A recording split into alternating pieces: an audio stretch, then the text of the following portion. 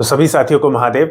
इस लेक्चर के अंदर हम सॉल्व करेंगे क्लास 9th साउंड चैप्टर के एनसीईआरटी बेस्ड न्यूमेरिकल्स। यहां पर हम इन टेक्स्ट के न्यूमेरिकल्स एंड एक्सरसाइज के न्यूमेरिकल्स सभी को सॉल्व करेंगे एक एक करके। बट न्यूमेरिकल्स को सॉल्व करने से पहले हम एक बार क्विकली रिवाइज कर लेते हैं इस चैप्टर में आने वाले कुछ इंपॉर्टेंट सिंबल्स एंड कुछ इंपॉर्टेंट फॉर्मूलाज को। पहला सिंबल है स्मॉल लेटर वी।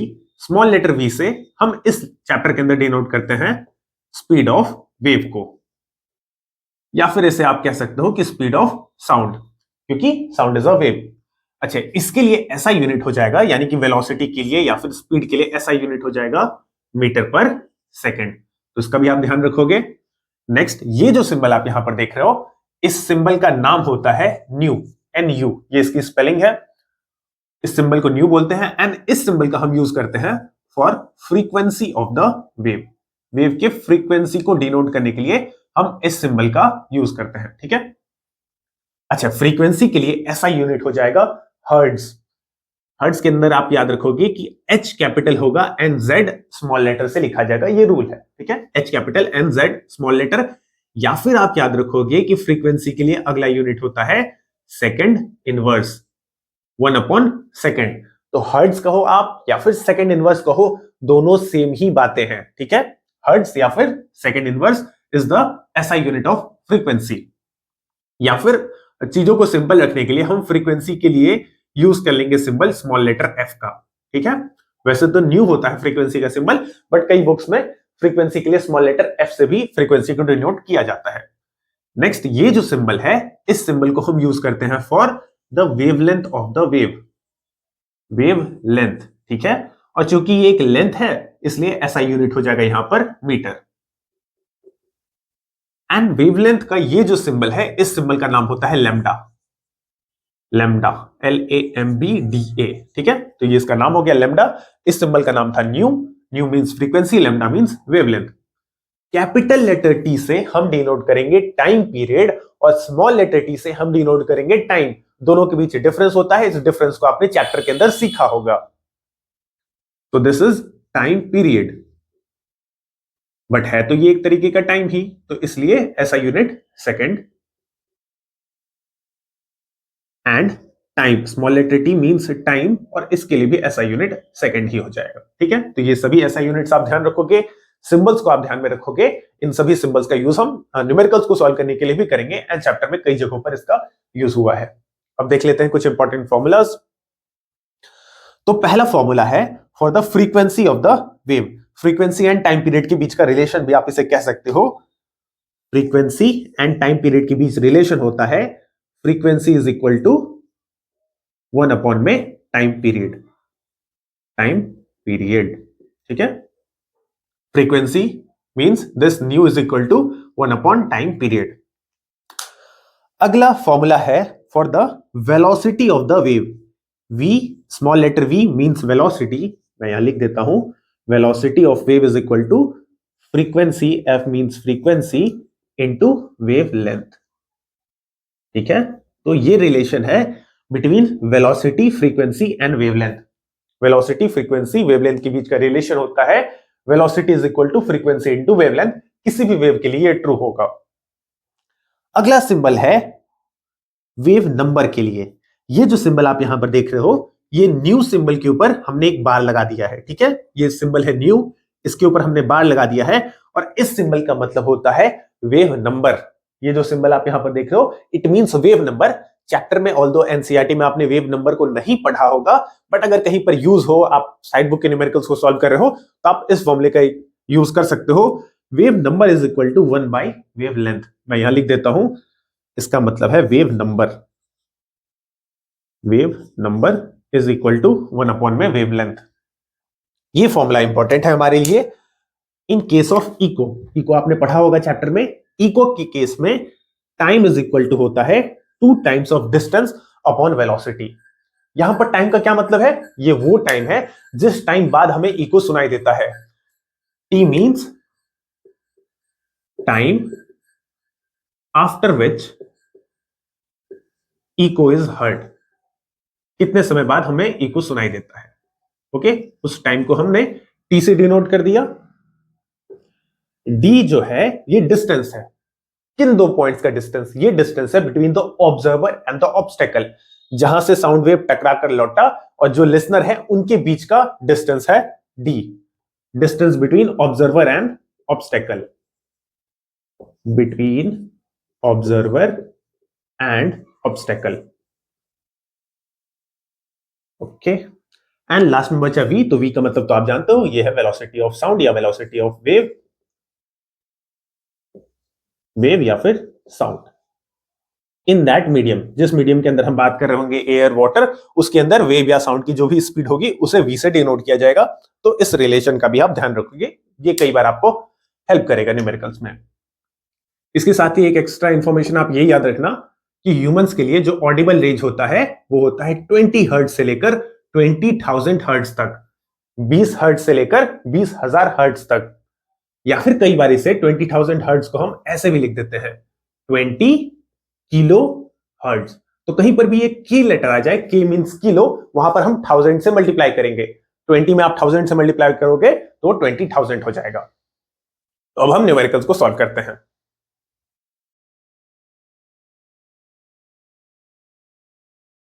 पहले हम इंटेक्स्ट के क्वेश्चंस को सॉल्व करते हैं। ये है इंटेक्स्ट का क्वेश्चन नंबर 3। क्वेश्चन में हमें गिवन है calculate the wavelength of a sound wave whose frequency is 220 hertz, यानी कि फ्रीक्वेंसी हमें गिवन है 220 hertz, and speed is 440 metre per second in a given medium. तो speed of the sound wave given है 440 metre per second. अच्छा, lecture के starting में मैंने आपको बताया था कि फ्रीक्वेंसी के लिए हम या तो सिंबल यूज कर सकते हैं हर्ट्ज यूनिट, या फिर हम इसके लिए यूनिट लगा सकते हैं सेकंड इनवर्स। तो दोनों का सेम ही मतलब है, आप हर्ट्ज यूज करो या आप सेकंड इनवर्स कहो, दोनों सेम ही बातें हैं। क्वेश्चन में हमें यहां पर वेव लेंथ कैलकुलेट करना है, यानी कि लैम्डा की वैल्यू फाइंड करनी है। तो इसके लिए हम रिलेशन यूज कर लेंगे velocity of the wave is equal to frequency into wave length. तो वेलोसिटी हमें गिवन है 440 मीटर पर सेकेंड, फ्रीक्वेंसी हमें गिवन है 220, और यहां पर हम सेकंड इनवर्स यूज कर सकते हैं यूनिट, आप चाहो तो हर्ट्ज लगाओ, कोई दिक्कत नहीं है। एंड वेवलेंथ को हम एज इट इज लैम्डा के टर्म्स में छोड़ देते हैं, हमें लैम्डा की वैल्यू फाइंड करनी है। So lambda will be equal to 440 metre per second upon 220 second inverse. अब सेकंड इनवर्स से सेकंड इनवर्स को हम इजीली यहां पर कैंसिल कर सकते हैं। हो सकता था कि अगर मैं यहां पर हर्ट्ज यूनिट यूज करता तो आपको कंफ्यूजन आ जाता कि हम कैसे यूनिट्स को कैंसिल करेंगे, तो इसलिए आप सेकंड इनवर्स को भी यूज करो, कोई दिक्कत नहीं है। 0 से 0 कैंसिल, और ये गया 2 टाइम्स में, यानी कि लैम्डा की वैल्यू यहां पर आ गई 2 और यूनिट बचा metre. 2 metre will be our answer. जब भी आप फिजिक्स के न्यूमेरिकल्स को सॉल्व कर रहे होगे तो यूनिट को आप ध्यान में रखोगे, यूनिट आप प्रॉपर यूनिट को यूज करोगे। यूनिट गलत होने पर हो सकता है कि 0.5 मार्क्स आपका काट लिया जाए, तो आप इसका स्क्रीनशॉट आप ले सकते हो।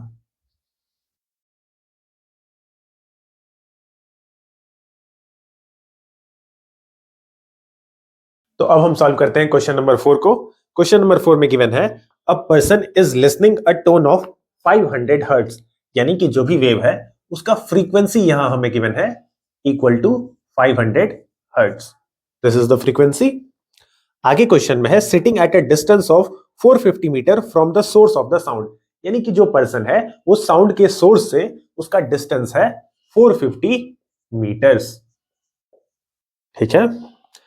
What is the time interval between successive compressions from the source? अब इस लाइन का मतलब ध्यान से समझिएगा, time interval between successive compressions of the source. इसका ये मतलब है कि अगर हम एक वेव को ड्रॉ कर ले यहां पर अगर, तो ये है compression, rarefaction, compression and again rarefaction. C से कंप्रेशन को डिनोट करते हैं एंड आर से रेयरफैक्शन, कंप्रेशन एंड रेयरफैक्शन। तो पूछा गया है हमसे time interval between two successive compressions. Successive compressions का मतलब है कि पहला कंप्रेशन अगर हम इसे कंसीडर करें तो इसके बाद जो नेक्स्ट कंप्रेशन होगा उसे ही कहा जाएगा सक्सेसिव कंप्रेशन। अगर इस पॉइंट को हम ए नाम दे दें और यह है पॉइंट बी, तो दो कंप्रेशंस के बीच ये जो लेंथ बना, इस डिस्टेंस को हम कहते हैं वेवलेंथ। दिस इज वेवलेंथ, जिसे हम लैम्डा से डिनोट करते हैं। दो कंप्रेशंस के बीच का डिस्टेंस या दो रेयरफैक्शंस के बीच का डिस्टेंस कहलाता है वेवलेंथ। और एक वेवलेंथ को फॉर्म होने में जो भी टाइम लगता है, इसी टाइम को कहा जाता है टाइम पीरियड। यानी कि इस क्वेश्चन के अकॉर्डिंग हमें यहां पर टाइम पीरियड टी फाइंड करना है। ठीक है। टाइम पीरियड के लिए हमने फॉर्मूला सीखा था लेक्चर के स्टार्टिंग में, that frequency equal to 1 upon time period होता है। ये रिलेशन मैंने आपको समझाया था स्टार्टिंग में। हम इसी रिलेशन को यूज करके यहां से टाइम पीरियड की वैल्यू फाइंड कर लेंगे। तो क्वेश्चन में हमें फ्रीक्वेंसी गिवन है 500 हर्ट्ज, अगर हम इसे चाहें तो ऐसे भी लिख सकते हैं 500 सेकेंड इनवर्स। हमने केवल यूनिट को चेंज कर दिया, सेकेंड इनवर्स कर दिया। Okay, so this is 500 second inverse. Time period के लिए हम लिख लेंगे t, हमें t की वैल्यू चाहिए, so t will be equal to 1 upon 500 second inverse. अब ये सेकेंड इनवर्स ऊपर जाकर चेंज हो जाएगा सेकेंड में, तो यूनिट हो गया सेकेंड, और 1 अपॉन 500 को अगर हम सॉल्व करें तो इसे हम लिख सकते हैं 0.2 इंटू 10 टू द पावर -2, ठीक है। या फिर इसे और सिंप्लीफाई अगर हम करें तो ऐसे लिख सकते हैं 2 into 10 to the power 3 seconds, this is our time period. तो ये हमने इजीली फाइंड कर दिया क्योंकि हमें रिलेशन पता था फ्रीक्वेंसी और टाइम पीरियड के बीच का। इस क्वेश्चन में अगर आप ध्यान दो तो ये जो हमें डिस्टेंस गिवन है 450 मीटर्स, इसका हमें कोई भी नीड नहीं था क्योंकि फ्रीक्वेंसी एंड टाइम पीरियड के बीच डायरेक्ट रिलेशन होता है, हमें उसमें डिस्टेंस की जरूरत नहीं होती है। This is our answer.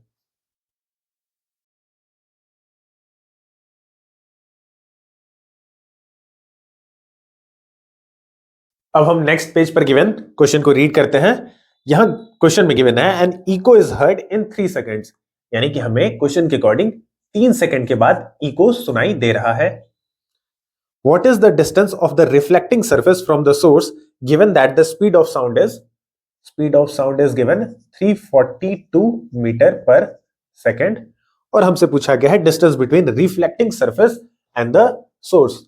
अगर हम एक सरफेस कंसीडर कर ले, ये रिफ्लेक्टिंग सरफेस यानी कि साउंड वेव यहां से टकराकर वापस लौट रहा है, और इधर कहीं अगर हम सोर्स को कंसीडर कर ले तो साउंड वेव एक बार सोर्स से पहुंचा होगा रिफ्लेक्टिंग सरफेस तक। इस डिस्टेंस को हम मान लेते हैं d, between source and the reflecting surface. तो साउंड वेव टकराकर वापस भी लौटा होगा, तो अगेन ये डिस्टेंस हो गया d। तो d plus d total distance will be equal to 2d। 2d distance इसलिए है क्योंकि साउंड वेव इको फॉर्म करने के लिए एक बार सोर्स से पहुंचेगा रिफ्लेक्टिंग सरफेस तक और फिर रिफ्लेक्टिंग सरफेस से टकराकर सोर्स तक पहुंचेगा, तो इसलिए टोटल डिस्टेंस हो गया 2d डिस्टेंस, या फिर total distance is equal to 2d। हमें स्पीड पता है, टाइम पता है, डिस्टेंस पता है, ठीक है। डिस्टेंस को हमने माना है 2d और यहां से हम इजीली d की वैल्यू फाइंड कर सकते हैं। So we can say distance is equal to speed into time. Speed हमें गिवन है 342 metre per second, into time given है 3 सेकेंड्स, और डिस्टेंस को हमने 2d माना है। यहां से अगर हम सॉल्व करें d की वैल्यू को निकालने के लिए 342 टाइम्स 3/2, इससे अगर हम इसे रिड्यूस करें 171 इंटू 3 7 3 21, 2 3 1 3 2 5, ये हमारा आंसर हो गया। d is equal to 513 metres. आप स्क्रीनशॉट ले सकते हो।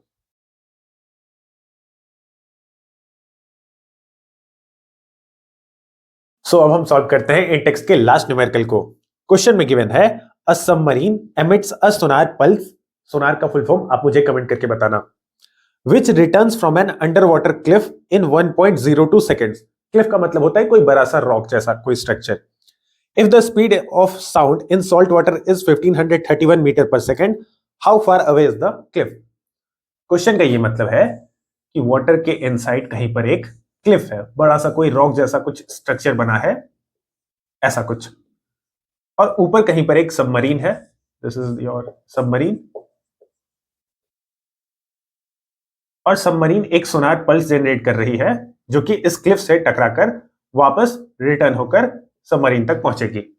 हमें क्वेश्चन में पूछा गया है कि distance between submarine and the Cliff, इस डिस्टेंस का हमसे मेजरमेंट पूछा गया है, ठीक है। How far away is the Cliff, और क्वेश्चन में हमें कुछ पॉइंट्स गिवन है। टाइम हमें गिवन है 1.02 seconds, and speed of sound given है in water 1531 metre per second, ठीक है। तो ये क्वेश्चन तो पिछले क्वेश्चन जैसा ही हो गया। अगेन हम इस डिस्टेंस को d मान लेंगे, वापस लौटकर आने में भी वापस से sound wave d distance travel करेगी, तो टोटल डिस्टेंस हम लिख सकते हैं equal to 2 d. d plus d is equal to 2d. And we also know distance is equal to speed into time. Speed हमें गिवन है, टाइम हमें given है. Speed is 1531 and time is 0.2 seconds. Distance हमने माना है 2d. यहां से अगर हम d को सॉल्व करें तो d की वैल्यू आ जाएगी 780.81 मीटर्स. मुझे आंसर ऑलरेडी नोन था तो मैंने लिख दिया. आप चाहोगे तो इसे सॉल्व करके भी आंसर वेरीफाई कर सकते हो. तो ये हो गया हमारे इस क्वेश्चन का answer.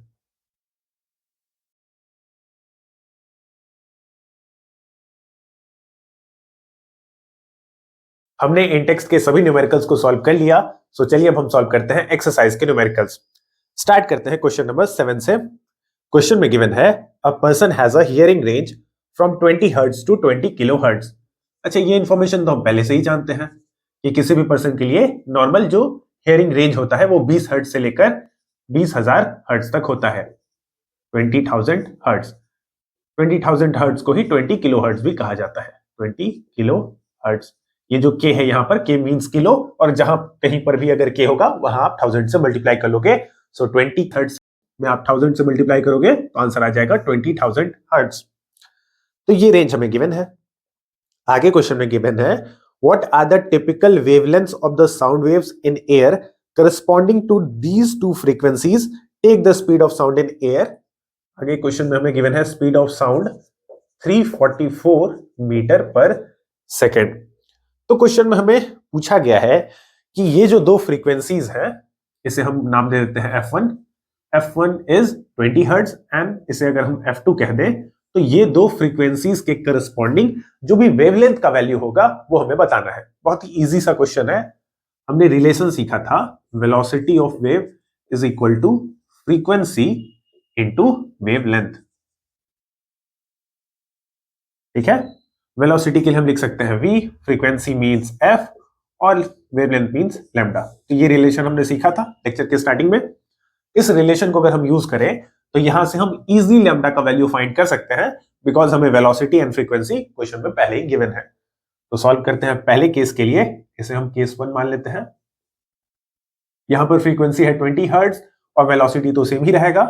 So 344 metre per second is equal to frequency है 20 हर्ट्ज इंटू लैम्डा 1. इसे लैम्डा 1 कह देते हैं. So lambda 1 will be equal to 344 divided by 20. अगर हम इसे रिड्यूस करें 172 divided by 10 which is 17.2 metres. बहुत ही इजी सा क्वेश्चन था. हमने इस रिलेशन को यूज किया. इस रिलेशन में वेलोसिटी क्वेश्चन में हमें गिवन है 344, फ्रीक्वेंसी भी हमें गिवन था 20 हर्ट्ज. हमने इजीली लैम्डा का वैल्यू फाइंड कर लिया फॉर केस 1. इसे अगर हम केस 2 कह दें, so again in case 2 velocity 344 metre इक्वल होगा, इस बार हम फ्रीक्वेंसी लेंगे 20,000 इंटू लैम्डा 2. तो लैम्डा 2 हम फाइंड कर लेते हैं. Lambda 2 is equal to 344 divided by 20,000. Again 2 से अगर हम इसे रिड्यूस करें तो ये आया 172 और नीचे हैं 4 जीरोस. सो 0.0172 मीटर ये हमारा आंसर हो जाएगा. ठीक है. तो बहुत ही इजी सा क्वेश्चन था. आप चाहो तो स्क्रीनशॉट ले सकते हो.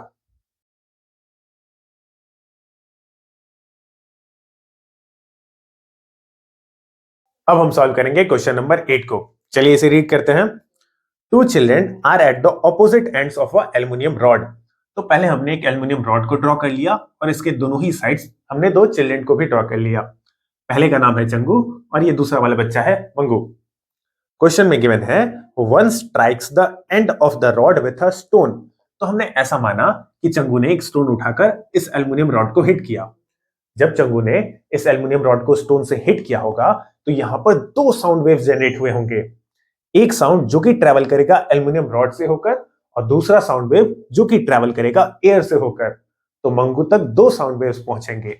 ये रहा एल्युमिनियम से ट्रेवल करने वाला साउंड और ये रहा एयर से ट्रेवल करने वाला साउंड. अब इतना तो आप जानते ही होंगे कि साउंड का स्पीड मैक्सिमम होता है सॉलिड्स के अंदर. तो एल्युमिनियम रॉड एक सॉलिड है, इसलिए यहां से जो साउंड वेव ट्रेवल करेगी एल्युमिनियम रॉड से होकर वो पहले पहुंच जाएगी in comparison to the sound wave travelling through air. Air से ट्रेवल करने वाला साउंड वेव बाद में पहुंचेगा, एल्यूमिनियम रॉड से ट्रेवल करने वाला साउंड वेव पहले पहुंच जाएगा। क्वेश्चन में हमसे पूछा गया है find the ratio of the times taken by the sound wave in air and in aluminium rod to reach the second child. Okay, question में पूछा गया है कि ये जो साउंड वेव है ये भी कुछ समय में मंगू तक पहुंचेगी, और ये जो साउंड वेव एयर से होकर ट्रैवल कर रही है नीचे वाला साउंड वेव, ये भी मंगू तक पहुंचेगी। अब दोनों ही साउंड वेव्स को डिफरेंट टाइम लगेगा मंगू तक पहुंचने में। एक पहले पहुंचेगी, एल्यूमिनियम रॉड से ट्रैवल करने वाला पहले पहुंच जाएगा, और एयर से ट्रैवल करने वाला साउंड वेव बाद में पहुंचेगा। तो दोनों में लगने वाले टाइम्स का हमें रेशियो फाइंड करना है। इसके लिए हमें रेशियो टाइम फाइंड करने के लिए हमें डिस्टेंस पता होना चाहिए, स्पीड पता होना चाहिए।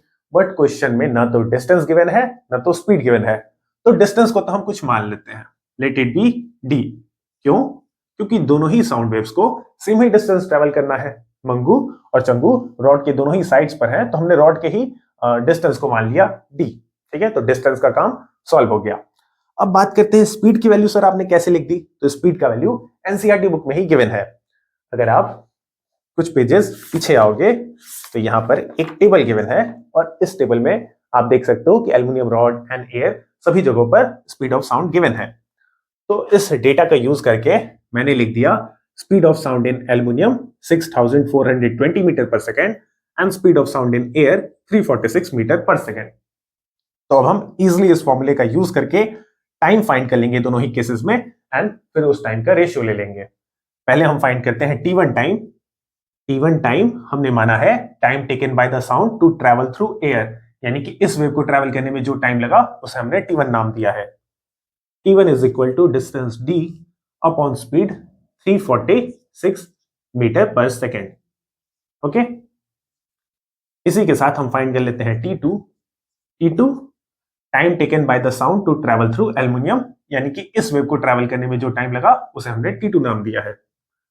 तो it will be equal to distance d upon speed 6420 metre per second. अब हमें इन दोनों ही टाइम्स का रेशियो लेना है। सो T1 बाई T2 इक्वल हो जाएगा d अपॉन 346, एंड इसका रेसिप्रोकल होगा 6420 डिवाइडेड बाई d। d से d cancel, 6420 divided by 346 T1 upon T2। जब आप इसे सॉल्व करोगे तो इसका वैल्यू T1 बाई T2 का रेशियो हमें मिला 18.55। इसका यह मतलब है कि जो साउंड वेव एयर से होकर ट्रैवल कर रही है उससे लगभग 18 to 19 टाइम्स ज्यादा समय लगा मंगू तक पहुंचने में, in comparison to the sound wave जो कि एल्यूमिनियम रॉड से होकर ट्रैवल कर रही है।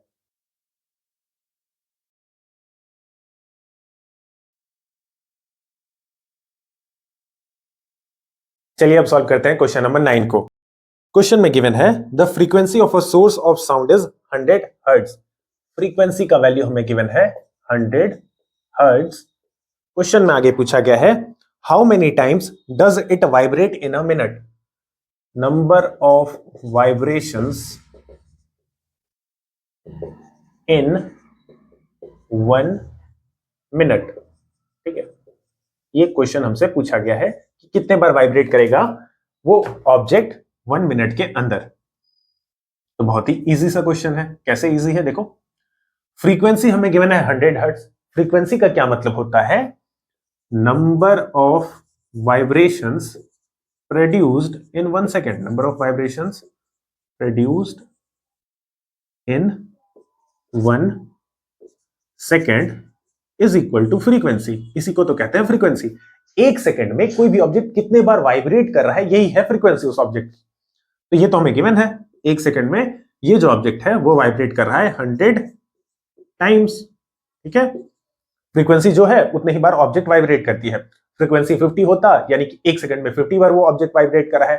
फ्रीक्वेंसी अगर 10,000 होता यानी कि एक सेकंड में वो ऑब्जेक्ट 10,000 टाइम्स वाइब्रेट कर रहा है। तो अब आगे क्वेश्चन में हमसे यही पूछा गया है कि 1 मिनट के अंदर नंबर ऑफ वाइब्रेशंस फाइंड करने हैं। भाई एक सेकंड के अंदर 100 बार वाइब्रेट कर रहा है, 2 सेकंड के अंदर 2 into 100, 3 सेकंड के अंदर 3 into 100। तो हमें तो फाइंड करना है 60 सेकंड्स के अंदर। 1 मिनट फॉर 1 मिनट या फिर ब्रैकेट में लिख देता हूं 60 सेकेंड्स, नंबर ऑफ वाइब्रेशंस हो जाएंगे, number of vibrations equal to 100 into 60 is equal to 6000। तो इजी क्वेश्चन था, आप देख सकते हो सोल्यूशन।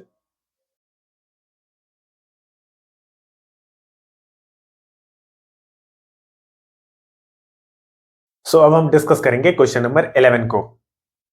इस क्वेश्चन में कुछ भी न्यूमेरिकल हमें सॉल्व नहीं करना, बट क्वेश्चन के अंदर इको का एक बहुत ही इंपॉर्टेंट कंडीशन है, तो उसे मैं आपको एक्सप्लेन करता हूं। When a sound is reflected from a distant object, an echo is produced। जैसा कि हम जानते हैं कि साउंड अगर किसी दूर के ऑब्जेक्ट से टकराकर लौटेगी तो हमें उस केस में इको सुनाई देता है। आगे क्वेश्चन में कहा गया है, let the distance between the reflecting surface and the source of sound production remains the same। यानी कि जहां से साउंड प्रोड्यूस हो रही है वो सोर्स, और जहां से साउंड रिफ्लेक्ट हो लौटेगी वो रिफ्लेक्टिंग सरफेस के बीच के डिस्टेंस को हमें सेम रखना है, डिस्टेंस को हमें फिक्स कर देना है। तो डिस्टेंस को हमने डी मान लिया, डिस्टेंस को हम चेंज नहीं करेंगे। आगे क्वेश्चन में पूछा गया है, do you here echo sound on a hotter day. तो अब इस कंसेप्ट को हम समझते हैं जरा। हॉटर डे का क्या मतलब है?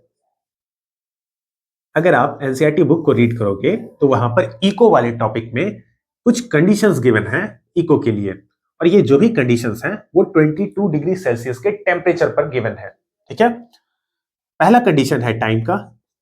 Time gap between original sound and reflected sound, इसका मिनिमम वैल्यू हो सकता है 0.1 सेकेंड, यानी कि इससे कम वैल्यू अगर हुआ टाइम का तो उस केस में हमें इको सुनाई नहीं देगा। 0.1 सेकेंड से ज्यादा 0.5 सेकेंड्स या 1 सेकेंड 2 सेकेंड अगर टाइम गैप होगा तो हमें इको सुनाई देगा। टाइम इससे कम नहीं होना चाहिए, ये मिनिमम वैल्यू है। इसी के साथ ही डिस्टेंस की मिनिमम वैल्यू है 17.2 मीटर्स। डिस्टेंस अगर 17.2 मीटर्स है या इससे ज्यादा है तो इको सुनाई देगा, इससे कम डिस्टेंस नहीं होना चाहिए एट 22 डिग्री सेल्सियस। तो हॉटर डे के दिन हम मानेंगे कि टेम्परेचर 22 डिग्री सेल्सियस से ज्यादा हो गया, लेट से 30 डिग्री हो गया या फिर 35 डिग्री सेल्सियस हो गया, हमें इससे ज्यादा का टेम्परेचर मानना होगा। ठीक, तो इस दिन अब क्या होगा आप समझिए कि टेम्परेचर के बढ़ने के साथ हम जानते हैं कि जब टेम्परेचर इंक्रीज होगी तो उस दिन speed of sound wave, sound की जो स्पीड है वो भी इंक्रीज होगी, क्योंकि ये टेम्परेचर डिपेंडेंट है। टेम्परेचर बढ़ेगा तो साउंड का स्पीड भी बढ़ेगा। अगर साउंड का स्पीड बढ़ गया तो आप इस फिगर में यहां पर समझो, पहले जो साउंड वेव 0.1 सेकेंड में पहुंच रही होगी, तो अब साउंड का स्पीड बढ़ गया तो अब ये साउंड वेव रिफ्लेक्ट होकर 0.1 सेकेंड से पहले ही पहुंच जाएगी। टाइम क्यों कम हुआ?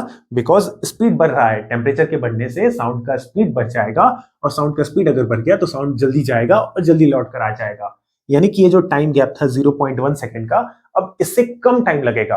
और जैसा कि हम जानते हैं कि मिनिमम टाइम होना चाहिए इको के लिए 0.1 सेकेंड, अगर टाइम इससे कम हुआ तो उस केस में हमें इको सुनाई नहीं देगा। सो इसका आंसर हम कैसे लिखेंगे?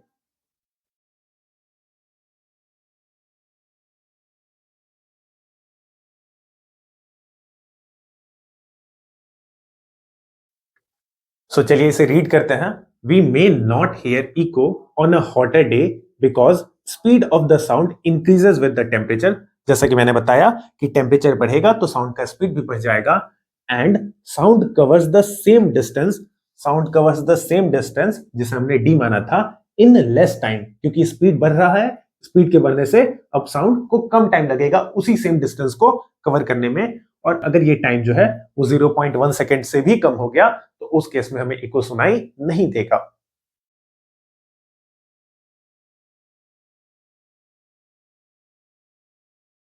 चलिए अब हम सॉल्व करते हैं क्वेश्चन नंबर 13 को।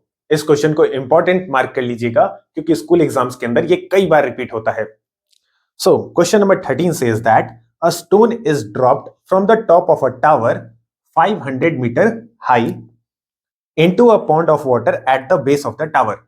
तो कोई एक टावर है जिसकी हाइट हमें नोन है 500 मीटर, और इसके बेस पर प्रेजेंट है एक पॉन्ड, और टावर के टॉप से यानी कि 500 मीटर के हाइट से एक स्टोन को इस पॉन्ड वाटर में गिराया जा रहा है। क्वेश्चन में आगे पूछा गया है when is the splash heard at the top, यानी कि कितने समय बाद जब ये स्टोन टकराएगी पॉन्ड वाटर से तो साउंड प्रोड्यूस होगा। तो कितने समय बाद ये साउंड वेव पहुंचेगी इस पर्सन तक। आप मान सकते हो कि टावर के टॉप पर कोई एक पर्सन बैठा हुआ है तो उस पर्सन को ये जो स्प्लैश का साउंड होगा, यानी कि जब स्टोन टकरा रहा होगा पॉन्ड वाटर से, तो कितने समय बाद ये साउंड उसे सुनाई देगा, ये हमें फाइंड करना है। क्वेश्चन में कुछ वैल्यूज हमें गिवन है। स्मॉल जी की वैल्यू है 10 metre per second square and velocity of sound wave हमें लेकर चलना है 340 मीटर पर सेकेंड। तो चलिए अब हम इस क्वेश्चन को सॉल्व करते हैं। यहां पर हमें टाइम को दो पार्ट्स में ब्रेक करना होगा। पहला टाइम जो कि लगा होगा स्टोन को नीचे आने में, यानी कि पॉन्ड वाटर से टकराने में, इस टाइम को हम कह देते हैं T1, यानी कि T1 टाइम में स्टोन 500 मीटर के हाइट से चलकर पॉन्ड वाटर तक पहुंचेगा। अगला जो टाइम लगेगा वो लगेगा साउंड वेव को यहां से ऊपर, यानी कि 500 मीटर के हाइट तक ट्रैवल करने में। तो इस टाइम को हम कह देते हैं T2। T2 वो टाइम है जितने टाइम में साउंड वेव नीचे, यानी कि पॉन्ड से ट्रैवल करके 500 मीटर के हाइट तक पहुंचेगा। इन दोनों ही टाइम्स को हम सेपरेटली फाइंड करके फिर उन्हें ऐड कर देंगे तो टोटल टाइम हमें पता चल जाएगा। पहले हम फाइंड करते हैं T1 को। सो हम लिखेंगे time taken by the stone to reach the pond या फिर base of the tower, base of the tower, और इस टाइम को हमने माना है T1। ठीक है, तो इस टाइम को कैलकुलेट करने के लिए हमें यूज करना होगा इक्वेशन ऑफ मोशन।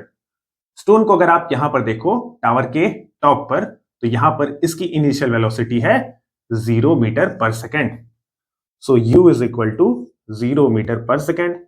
एक्सेलरेशन हमें गिवन है a is equal to g is equal to 10 metre per second square, and displacement कितना होगा, it will be equal to 500 metres. So s equal to 500 मीटर्स। हम यूज कर लेंगे s equal to ut plus half 80 square, second equation of motion को, और यहां से हम इजीली कैलकुलेट कर पाएंगे टाइम। ठीक है, सो s का वैल्यू है 500 मीटर। u को हमने 0 माना है बिकॉज टॉप पर इनिशियल वेलोसिटी नहीं होगी स्टोन की। सो 0 इंटू टी इज 0, ये वैल्यू हो गई 0। तो यहां बचा 1/2 into a means 10 into T1 square. Time को हमने यहां पर T1 माना है। अब हम इसे सॉल्व कर लेते हैं। सो ये गया 5 टाइम्स, 5 से ये गया तो बचा 100। It means T1 square is equal to is equal to 100, और T1 is equal to under root of 100 which is equal to 10 seconds. तो यहां से हमने T1 टाइम को फाइंड कर लिया। T1 टाइम मींस, अगेन मैं रिपीट कर देता हूं, वो टाइम जितना टाइम लगा स्टोन को नीचे पॉन्ड वाटर तक आने में। तो 10 सेकेंड्स के अंदर स्टोन ऊपर से नीचे पॉन्ड वाटर तक पहुंच रहा है। अब हम कैलकुलेट करेंगे वो टाइम जो टाइम लगेगा साउंड वेव को 500 मीटर्स के हाइट तक जाने में। So second time taken by the sound to reach the top of tower, to reach the top of the tower, यानी कि 500 मीटर्स के हाइट तक ट्रैवल करने में साउंड को जितना समय लगेगा, एंड इस टाइम को हमने माना है T2। T2 के लिए हम लिखेंगे time is equal to distance upon speed. अब हमें यहां पर डिस्टेंस भी पता है and speed of the sound भी पता है, तो इजीली हम इस फॉर्मूले को यूज करके टाइम फाइंड कर लेंगे। T2 will be equal to distance 500 metres, sound को 500 मीटर्स ट्रैवल करना है डिस्टेंस, एंड स्पीड हमें पता है 340 मीटर पर सेकेंड। आप इसे सॉल्व करोगे, इसका आंसर मुझे याद है 1.477 सेकेंड्स, तो मैंने आंसर लिख दिया। तो हमने T1 एंड T2 दोनों ही टाइम्स को फाइंड कर लिए। अब simply total time is equal to T1 plus T2 equal to 10 plus 1.47, 11.47 seconds, और ये हो गया हमारा फाइनल आंसर। तो आपने यहां पर समझा, हमने क्वेश्चन को दो टाइम के अंदर ब्रेक किया, पहला टाइम इंटरवल जो कि लगा स्टोन को नीचे आने में, और दूसरा टाइम इंटरवल जिसमें साउंड ऊपर तक ट्रेवल की। हमने दोनों ही टाइम्स को फाइंड करके फिर उन्हें सम अप कर दिया, तो हमें टोटल टाइम मिल गया 11.47 सेकेंड्स। ये हमारा आंसर हो गया।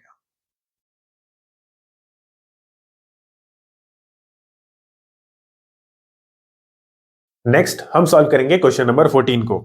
क्वेश्चन में गिवन है a sound wave travels at a speed of 339 metre per second, यानी कि हमें velocity of sound wave given है 339 मीटर पर सेकेंड।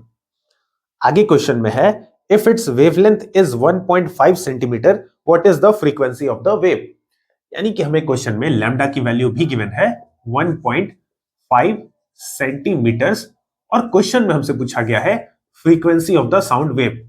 अब इसे तो हम इजीली फाइंड कर सकते हैं, क्योंकि हम रिलेशन जानते हैं velocity of the sound wave v is equal to frequency into wave length. अब यहां पर हमें वेलोसिटी गिवन है, वेव लेंथ गिवन है, हम इजीली यहां से फ्रीक्वेंसी यानी कि f को फाइंड कर लेंगे। बट उससे पहले आप ध्यान दोगे कि यहां पर वेलोसिटी गिवन है मीटर पर सेकेंड में, यानी कि SI यूनिट्स में, जबकि वेवलेंथ हमें गिवन है सेंटीमीटर में, जो कि SI यूनिट नहीं होता है लेंथ का, तो इसे हम चेंज कर देंगे मीटर्स में। सो 1.5 सेंटीमीटर डिवाइडेड बाय 100, और ये आ जाएगा 0.015 मीटर्स। ठीक है, तो अब हम अपना कैलकुलेशन कर सकते हैं। यूनिट कन्वर्जन का आप ध्यान दोगे, अगर यूनिट आपने कन्वर्ट नहीं किया होगा तो आपका आंसर गलत हो जाएगा।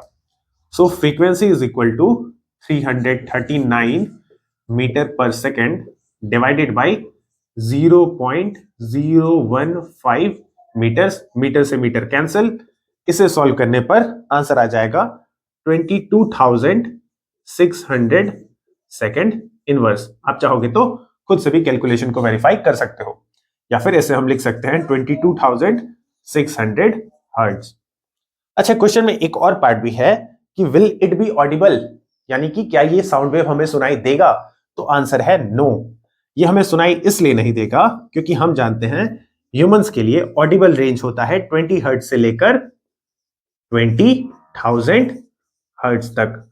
और जैसा कि आप यहां पर देख सकते हो कि ये जो साउंड वेव है उसकी फ्रीक्वेंसी 20,000 हर्ट्ज से ज्यादा की है, यानी कि इस रेंज से बाहर की है, तो इसलिए this sound wave will not be audible to अस।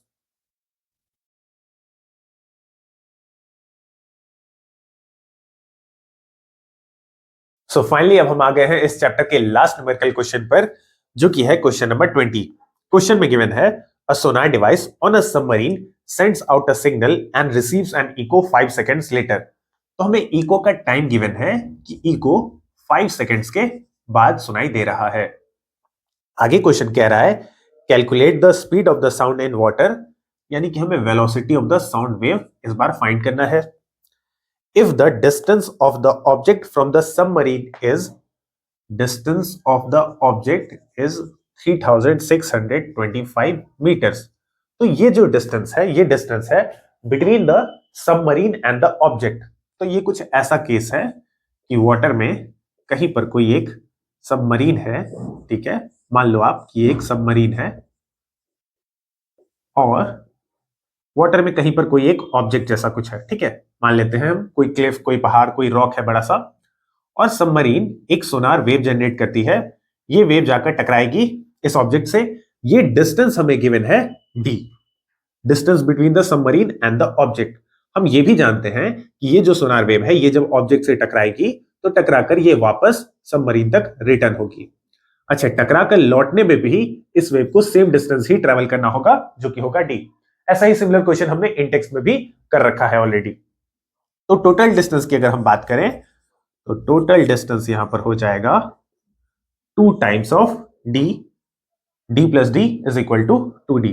तो डिस्टेंस तो हमें गिवन ही है क्वेश्चन में, तो इसे हम 2 से मल्टीप्लाई कर लेंगे, 3625 मीटर्स।